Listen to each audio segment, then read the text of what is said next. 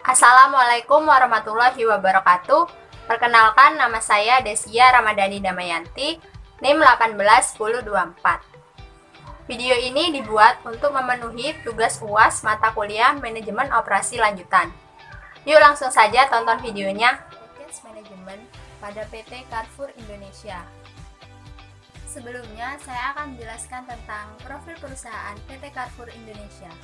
Carrefour adalah sebuah perusahaan retail dengan konsep hypermarket berkantor pusat di Prancis. Gerai Carrefour pertama dibuka pada 3 Juni 1957. Didirikan oleh Marcel Fournier dan Louis Deforest. Carrefour di Indonesia hadir sejak tahun 1996 dengan membuka gerai pertama di Cempaka Putih pada bulan Oktober 1998 dengan hak kepemilikan oleh City Corpora sebesar 40%. Kemudian, tepatnya pada tanggal 16 Januari 2013, Carrefour Indonesia resmi dimiliki 100% oleh City Corp, dan sejak saat itu, perusahaan berganti nama menjadi PT Trans Retail Indonesia. Lalu, bagaimanakah penerapan supply chain management pada PT Carrefour tersebut? Supply chain pada Carrefour sebenarnya sudah dikembangkan sejak lama ketika Carrefour baru memiliki beberapa gerai. Ketika itu, supply chain yang dikembangkan masih sangat sederhana. Fungsinya hanya untuk membantu proses penerimaan barang di gerai.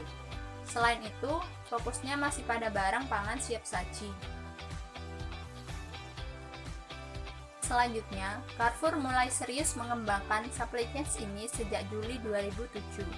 Mereka berinvestasi di bidang teknologi informasi untuk mengembangkan model rantai pasokan yang berbeda, sehingga memudahkan pemasok dan gerai. Untuk tujuan itu, dibeli sebuah aplikasi ternama khusus untuk rantai pasokan dan sekaligus mampu menjalankan warehouse management system, yakni Infolog. Dengan Infolog, semua proses dalam rantai pasokan bisa diintegrasikan. Penggunaan Infolog dimaksudkan untuk mengintegrasikan antara stok barang dan pemasok, sehingga Carrefour tidak mengalami loss of sales karena ketidaksediaan stok barang untuk para pelanggannya. Tidak hanya itu, pemasok juga tidak mengalami kesulitan dalam hal pendistribusian barang ke seluruh gerai yang dimiliki Carrefour karena harus melakukan pengecekan status stok barang sendiri. Nah, dalam Infolog ini ada beberapa proses bisnis yang dapat dijalankan. Antara lain yaitu inbound logistik, perencanaan dan pengadaan persediaan, operasi gudang, outbound logistik, dan pelaporan. Yang pertama yaitu inbound logistik, adalah aktivitas penerimaan dan penggudangan barang yang meliputi Advanced Shipping Notification atau yang biasa kita singkat ASN, reservasi lokasi, dan put away.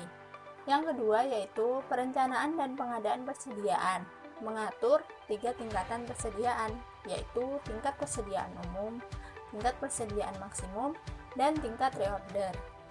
Yang ketiga yaitu operasi gudang, meliputi mendefinisikan tipe gudang, manajemen ruang berdasarkan kapasitas dan volume, cycle count, dan stock adjustment.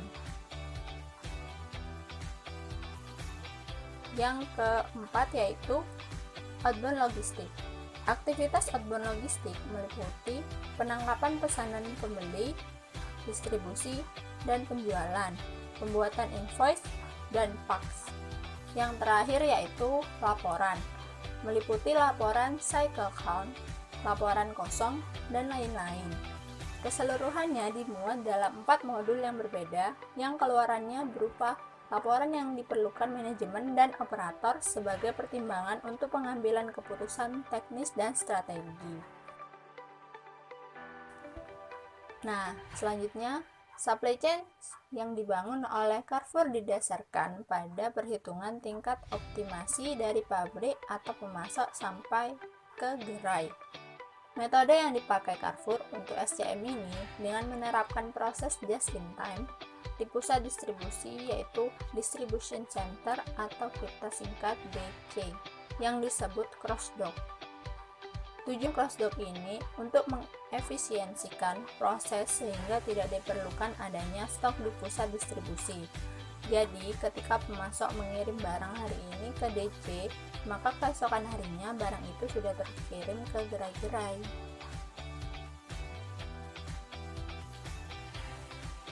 Metode cross-dock memungkinkan prosesnya lebih transparan dalam distribusi produk karena tidak ada produk yang tersimpan di gudang. Pada dasarnya, fungsi DC adalah untuk meredistribusi produk, bukan untuk menyimpan produk. Jadi, melalui cross-dock ini, Carrefour mengembalikan DC ini ke fungsi sebenarnya. Setelah memakai metode cross-dock di dalam SCM ini, proses distribusi barang menjadi lebih mudah karena terorganisir. Belum lagi karena barang setelah diperiksa dan dikategorikan langsung dikirim ke gerai yang dituju sehingga tidak terjadi penumpukan barang di warehouse. Nah, dalam metode cross-dock ini, barang yang dikirim hanya barang yang dibutuhkan di gerai tersebut saja. Misalnya, bila biasanya sebuah gerai menerima 30 truk yang berbeda, kini cukup menerima 5 truk saja. Karena para pemasok bisa mengirimkan ke DC Carrefour. Dan untuk selanjutnya, barang dari berbagai pemasok itu akan dipilah-pilah sesuai dengan permintaan gerai. Supply chain yang dikembangkan oleh Carrefour bukan hanya berdasarkan proses pergerakan fisik produk, melainkan memperhatikan pula aliran informasinya.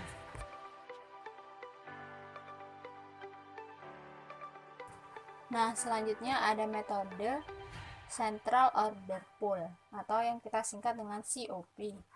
Untuk kebutuhan dalam proses aliran order, pihak Carrefour mengembangkan Central Order Pool atau COP, di mana proses pengorderan dilakukan secara otomatis dan terpusat berdasarkan posisi stok di gerai dan parameter-parameter lain. Nah, di dalam aplikasi Central Order Pool ini terdapat OpenPro ERP Distribution yang menjadi dasar dari segala macam proses yang ada di dalam Carrefour. Lalu, apa aja sih proses yang ada dalam Central Order Pool ini? Yang pertama yaitu ada Customer Service yang menangani permasalahan dengan pelanggan. Yang kedua ada EDI untuk menangani komunikasi dalam pemesanan. Yang ketiga yaitu ada Purchasing yang digunakan untuk membeli persediaan. Yang keempat ada Inventory Control yang berguna dalam mengontrol persediaan barang.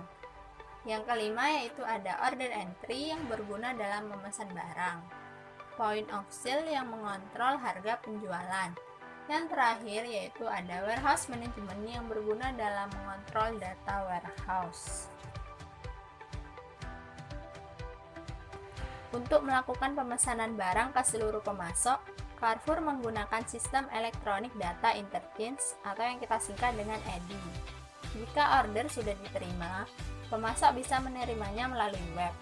Ada pula pemasok yang sudah mengintegrasikannya dengan sistem ERP mereka. Selanjutnya, mereka, pemasok, menyampaikan order itu ke pabriknya. Lalu, barang pun dikirim ke DC Carrefour. Karena dalam proses ini membutuhkan keakuratan yang sangat tinggi, maka dalam proses ini diterapkan yaitu cycle count alias penghitungan stok menggunakan sampling setiap hari. Ini tujuannya agar data stok di gerai dan pusat distribusi tersebut akurat. Nah, cukup sekian penjelasan saya mengenai penerapan supply chain management pada PT Carrefour Indonesia. Saya mohon maaf bila banyak kekurangannya. Sekian, wassalamualaikum warahmatullahi wabarakatuh. Terima kasih sudah menonton.